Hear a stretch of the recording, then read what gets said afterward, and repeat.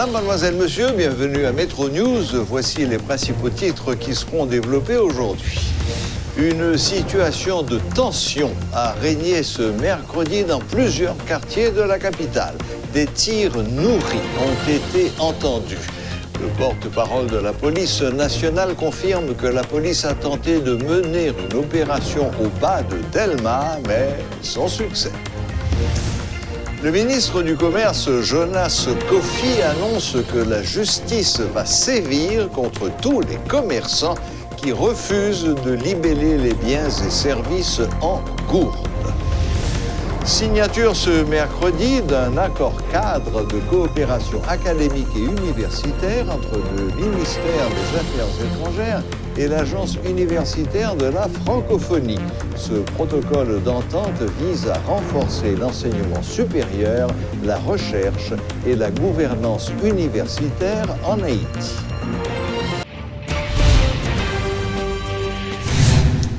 Comme nous l'avons dit en titre, une situation de tension a régné ce mercredi dans plusieurs quartiers de la capitale. Au bas de Delma, au Bel Air, les activités ont été paralysées à cause de tirs nourris entendus dans la zone. Des riverains ont même rapporté que des maisons ont été incendiées par des gens armés. Des embouteillages monstres ont été constatés à Nazon à cause des automobilistes qui évitaient la zone du bas de Delma. Sur la route de l'aéroport, des individus ont manifesté pour réclamer la libération du présumé chef de gang dénommé Jouma, appréhendé par les agents des forces de l'ordre dans la nuit du mercredi 9 septembre. Le calme était revenu dans l'après-midi. Toutefois, des barricades ont été remarquées à l'entrée de Simon Pelé. Le ministre de l'Éducation nationale et de la formation professionnelle, le père Pierre-Josué Agénor-Cadet, dénonce l'action de certains syndicalistes qui manipulent des jeunes pour perturber le travail des élèves et vandaliser des établissements scolaires. Suite à des attaques ayant touché mardi le lycée Fritz Pierre-Louis ainsi que les collèges Lenormandien et Roger Anglade, le ministre Cadet dit avoir eu une rencontre avec des responsables de la PNH pour mettre fin à ces actions violentes qui mettent la vie des écoliers en danger. Jugeant l'attitude des auteurs de ces attaques incompréhensibles, le ministre dit avoir effectué des vérifications dans plusieurs établissements victimes de telles attaques et constaté que certaines revendications étaient imaginaires. L'État est déterminé à faire respecter l'affichage en gourde dans le secteur commercial, affirme le ministre Jonas Kofi. Le ministre du Commerce a annoncé des mesures pour mieux réglementer cette branche d'activité économique, dont la création de licences d'importation pour mettre un terme aux fraudes constatées sur le marché haïtien. Mais automatiquement, on joue une bagaille ça. Au niveau ministère du Commerce, ou pas besoin d'inquiéter ou mettre vini là, et puis nous-mêmes n'a sorti, inspecteur a sorti. Et le ça, moun sa pas gen l'autre bagay non, li tombé sous loi 1900 décembre 1946 là. Ça li relo spéculation illicite marché noir. Parce que faut que moun yo respecter la loi. Le moun nan fait ça, c'est une sorte d'anticipation. Li di ou, li pa connaît qui le tout. Jean Todo la fluctuation a fait là, jodi a, ou gen doit gagner goutte là qui dévalue net, et puis dollar là li monte. Eh bien, ils font anticipation, ils disent qu'ils vont l'acheter pour ne pas perdre. Non, ce n'est pas vrai. Depuis que nous appliqué le taux référence BRH là, pas de pète pour. Et le monde fait ça, non seulement il fait profit sous dollar là, il fait un paquet de profit tout sous produit la vente. Nous ne sommes pas capables d'accepter ça. Je dis à la garder quantité de monde qui là, nous-mêmes journalistes, Mais c'est un good nous toucher. Et puis, où ils vont côté, ils ont $200 pour payer. Et là, ça, on va marcher, frapper tête tout côté pour jouer $1 pour payer. L'école, yo, qui exige moun pour payer $, yo tout fait partie. Depuis notre transaction financière, ça, yo tout fait partie des travail qu'on a fait là. Que nous-mêmes, dans le ministère Commerce, nous dit, gagnons un décret qui te prend 19 septembre 2018, il faut que le décret ça il respecté. C'est ça le ministère Commerce dit. Des étudiants de l'Université d'État d'Haïti ont entamé depuis lundi leur deuxième semaine d'Orval pour protester et demander justice suite à l'assassinat du bâtonnier de l'Ordre des avocats de Port-au-Prince. Dans leur calendrier d'action, ils ont promis d'organiser une marche dont l'objectif est d'arriver jusqu'à Pèlerin 5, la zone de résidence présidentielle où Maître Dorval a été tué le vendredi 28 août dernier. En conférence de presse mercredi, la Ligue des étudiants pour le progrès et la démocratie en Haïti en ont profité pour annoncer qu'ils sont prêts à aller jusqu'au bout dans leur combat jusqu'à ce que lumière soit faite sur l'assassinat du bâtonnier Dorval.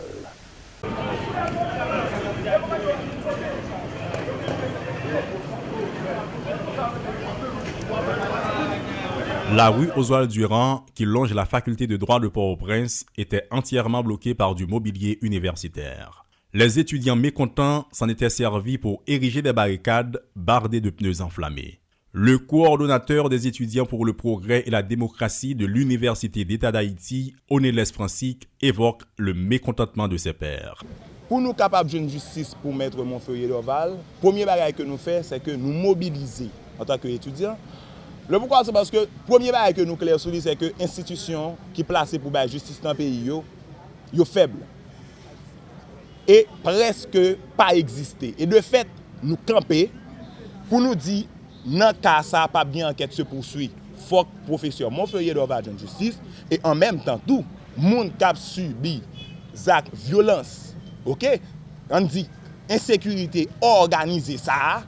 Faut-il bien que le laboratoire ça campe et ce laboratoire là même n'a touché pour nous dire halte là non avec violence ça. L'assassinat de Maître Montferrier Dorval est un coup dur pour toute la République et une bonne partie du monde de la basoche francophone est déjà montée au créneau pour dénoncer ce crime odieux. En Haïti, à côté des professionnels du droit, des membres d'organisations sociopolitiques ont déjà manifesté pour exiger que le meurtre du bâtonnier de l'Ordre des avocats de Port-au-Prince ne reste pas impuni. C'est en ce sens que la Ligue des étudiants de l'UEH entend donner le ton et faire monter la pression. Non seulement nous avons demandé justice et nous avons campé là comme avant-gardiste, en même temps, nous avons épuisé toute voie de recours interne, nous avons compté également aller auprès des institutions internationales qui placées pour question ça, pour nous accuser l'État haïtien et pour nous joindre justice par rapport avec l'État irresponsable ça, pour que nous capables d'instaurer l'autre l'État, l'État qui est responsable. Alors qu'on est à la moitié de la deuxième phase de leur mobilisation baptisée Semaine d'Orval, les étudiants annoncent déjà une troisième ronde de protestation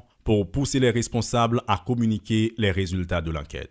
Cette fois-ci, c'est la zone même où se trouve la résidence du bâtonnier de l'Ordre des avocats de Port-au-Prince qui va recevoir la visite des étudiants, mais dans le cadre d'une marche pacifique prévue pour ce jeudi. Demain, si Dieu veut, nous avons bien une grande marche pour nous aboutir Pèlerin 5. Et puis, nous avons bien également, vendredi, un coup de jaille culturel. Nous avons ensemble artistes engagés qui invitent des artistes qui par bonne conscience, qui viennent ensemble avec nous pour continuer à faire bataille, mobilisation ça, pour que nous soyons capables de prendre plus pour nous conscients de la bataille que nous avons faire. Le bâtonnier de l'Ordre des avocats de Port-au-Prince, Maître Montferrier Dorval, a été assassiné juste après avoir fait des sorties fracassantes dans la presse sur divers dossiers, notamment la structuration du barreau, la réforme constitutionnelle, la délocalisation du palais de justice en raison de l'insécurité ou encore l'inconstitutionnalité des décrets présidentiels. Et l'on s'en souvient. La fidélité de Maître Montferrier Dorval ne saurait être contestée. Alors que de voix s'élèvent de tous côtés pour réclamer que justice lui soit rendue, l'enquête engagée par la justice ne semble donner de satisfaction à personne. En attendant, les morts ensevelissent les morts. L'enquête se poursuit et la vie suit son cours. Le ministère des Affaires étrangères et l'Agence universitaire de la francophonie ont paraphé conjointement ce mercredi un accord cadre de coopération académique et universitaire.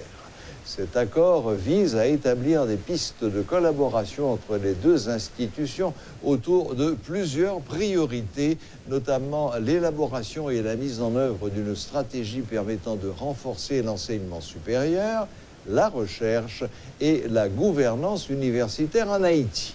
Ce document administratif permettra également le développement du programme Francophonie universitaire et diplomatique en Haïti, selon le ministre des Affaires étrangères, Dr Claude Joseph. Suivez ce compte-rendu de Rudolph Pierre-Louis. Implantée à Port-au-Prince depuis 1987, l'Agence universitaire de la francophonie accompagne dans sa mission les établissements d'enseignement supérieur et de recherche dans le développement économique, social et culturel des sociétés. Avec plus de 1000 institutions membres réparties dans 119 pays dans le monde, l'AEF entend tisser des liens dans le domaine universitaire avec Haïti. C'est en ce sens qu'un accord cadre de coopération a été signé entre le ministère des Affaires étrangères et l'AEF. L'accord contient un volet important de soutien à l'accès numérique en appui et en Haïti et l'appui technique à la conclusion de certains traités relatifs à l'enseignement supérieur, à la recherche et d'autres domaines d'intérêt particulier comme l'environnement, les catastrophes naturelles et les changements climatiques. De même, je souhaite vivement que les universités haïtiennes, tant privées que publiques, puissent tirer le maximum de cet accord cadre de coopération signé avec l'Agence universitaire de la francophonie. Le MAE et l'AEF entretiennent depuis des années des relations régulières concrétisées par l'organisation commune de plusieurs festivités, notamment celle de la quinzaine de la francophonie. Cet accord qui s'inscrit dans le cadre de cette coopération permettra aussi le développement du programme Francophonie universitaire et diplomatique en Haïti.